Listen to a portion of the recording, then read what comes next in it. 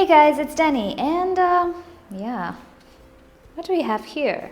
It's a freaking huge orchid. Now, if you're well versed in the world of YouTube orchid channels, you might recognize this. I'll give you a few seconds before you go on and watch this video to guess who sent me this orchid.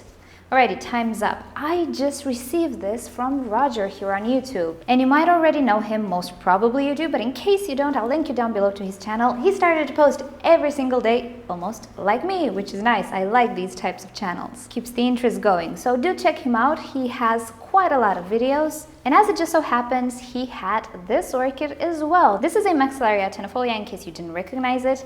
And he used to have it in this basket, wooden basket, for, I don't know, I think quite a lot of years. And this orchid kind of outgrew that basket. It started to eat the basket practically, and it needed a repot. Now, when he first mentioned that he needs to divide this orchid and do something with it because it's taking up so much space, I decided to send him a message, and I told him, listen, if you're gonna divide it to sell it, keep a division for me as well. I'm gonna buy it. I have a Maxillaria tenuifolia. You might already know I'm not pleased with it. I purchased it from Malaysia. It has a weird pattern of growth. I'm gonna show you mine as well so you see the differences. Looking at it now, it looks different. I'm not even sure if mine is a tenuifolia at this point. It looks like it, but I'm not sure. And he actually made a video at some point on mounting or on basketing this orchid. And the video kind of ended abruptly, as in he just took a snap decision and he left us all to wonder. I absolutely had no idea and no clue what he was about to do.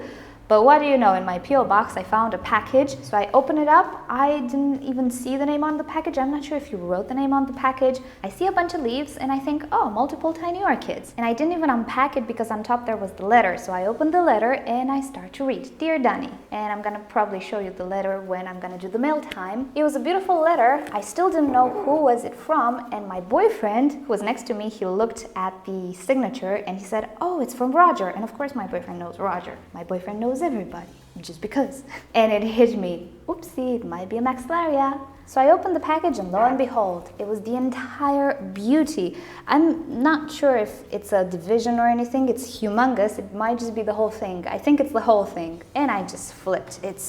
You guys, it's a mastodon. So today we are gonna work with it. We're gonna pot it up. We're gonna clean it up and take a look at it, and then I'm gonna compare it to my older Maxillaria so you see the differences, so you see why I'm a little bit concerned about mine. So let's get to it. The first thing that I want to do is wet the root system and start to cut away everything that's dead, start to remove the old basket. At this point it might just be the basket, so I'll come back at some point when we have things cleared out a little bit. Alrighty, so I cleaned up the root system as best as possible, but as you can see, there were quite a lot of losses. In my opinion, the tenuifolia is one of the most horrible orchids to repot. And in the past, I tried to now remove all the bits and pieces of the old medium on my Maxillaria, and it didn't end up so well. But whenever you repot this orchid, it's always a nightmare. The roots just get tangled in everything. They're just so brittle. It's just inevitable that you will mess up the root system. The good thing is the Maxi is just as immortal as Duncan MacLeod, so no worries about that.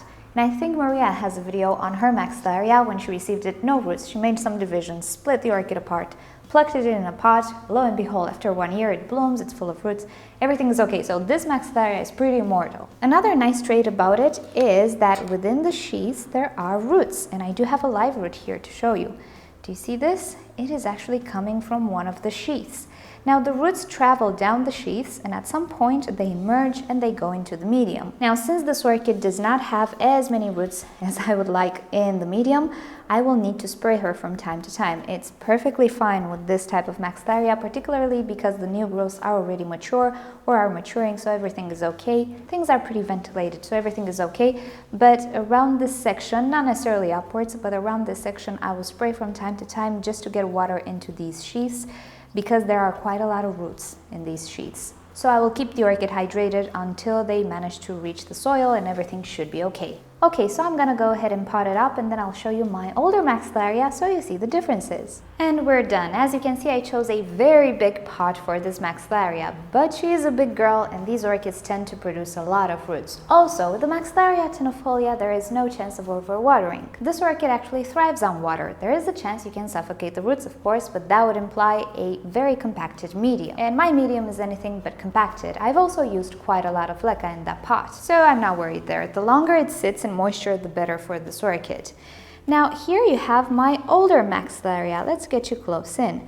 Now we have a color difference. That's not very surprising. I keep my Maxillaria in almost full sun in the hopes that I would get a bloom, but that's not the most surprising thing. Let me show you these pseudobulbs. I need to get you closer. So yeah, they are plump, they're nice, but do you see it climb? No. A Maxillaria tenuifolia usually is a climber. This orchid never climbed for me. And here's what I am talking about. So let's follow one of the pseudobulbs. Do you see? This is an older bulb. This is a newer bulb. Do you see how much it climbed? And actually, from these little nodes, the blooms have to appear. And pretty much that's why the orchid can be so bushy and so tall, because the pseudobulbs just climb on top of each other and the roots go down in the medium through that little sheath. My orchid does that a little bit as well, but not much, I have to say. It never climbed. Now, some people suggest it's a light thing. If it has enough light, it will not climb. But honestly, I've never seen a Maxillaria like mine. I did see others that didn't climb so much, but mine doesn't climb at all. And if I look at the little sheath, I don't think I see any space for a flower to develop there. So my Maxi has never been the typical Maxillaria. I ordered it from Malaysia. I don't even know what I received. I never saw it in bloom. So I told you in a previous video that I want to get a new one and see if I have better luck, because this one is just strange for me. And if I show them to you side by side, you would say they're different plants altogether, right? I have no doubt that this is a Maxillaria, but I'm not sure what type of tenuifolia it is, or if it's a sort of a weird hybrid. Whenever you order from Malaysia, Taiwan and all of that, from people on eBay, not necessarily nurseries, there's always a chance you're gonna get something you don't expect. And sometimes it might be good, sometimes not. So I don't have faith in my Maxillaria, but hopefully this one will reward me with a few blooms in April. Roger said that it blooms in April. I'm not necessarily sure. I did put it through some stress right now, but we'll see what happens. I'm gonna try to take care of it. So there you go. This is my massive orchid repot for today. Roger, thank you so much. I don't even know how to express my gratitude. This is a beast. And I cannot believe that I have it. Thank you so much for thinking of me. I appreciate this so much, and I really hope I can do it justice. I'm gonna go and put it in very bright light right now, and if it blooms, then yay! Because this is one very popular orchid in every orchid collection, the coconut orchid, right? I've been waiting for 4 years on mine, 4 years and nothing. So I have to consider the possibility that I don't have a proper tenuifolia here. So alrighty guys, thank you so much for watching. I'll keep you up to date, of course, with this orchid, and thank you Roger once again. And if you've enjoyed this video, please give it a thumbs up. If you hated it, give it a thumbs down. Subscribe to my channel for daily orchids and plants videos, and don't forget to turn on notifications so you never miss a video. Check out Roger's channel as well. You'll find the link down below, and also if you visit my front page, the front page of my YouTube channel that is, you will see on the right side there are some links to some channels that I enjoy watching and I think are worth a look, so you can check out that section as well. And with that said, I'll see you guys next time. I'm gonna go shower this baby. Bye! From a big Maxillaria to a tiny one, this is my pretty it's a Maxillaria, but you can call it Brasiliorchis if you want. Schunkiana. It produces very dark, almost black flowers. And mine is starting to produce a new growth. It has already started to grow roots. And by the way, don't freak out. Roots on Maxillarias usually are not white. They're not even green. They tend to be kind of reddish. So don't freak out. That's normal. So this one is ready to start the growth cycle. And I cannot wait to see some flowers from this one.